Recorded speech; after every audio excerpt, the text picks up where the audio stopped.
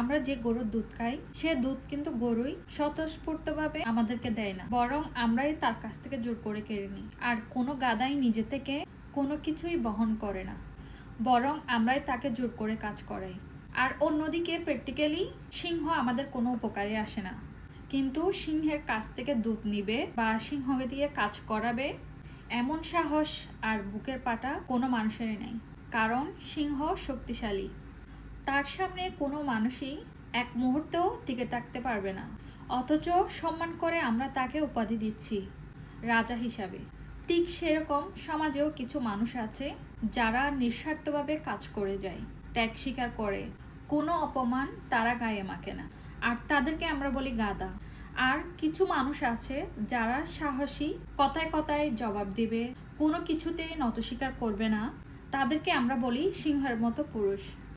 এই উদাহরণ থেকে আমরা একটা ভালো শিক্ষা পাই, তা হচ্ছে সব সময় সর্বোচ্চ ত্যাগ করে কাউকে উপকার করতে যাবেন না, তাহলে লোকজন আপনাকে গাধার মতো ব্যবহার করবে।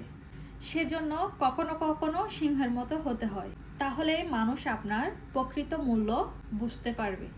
এটাই কিন্তু বাস্তব।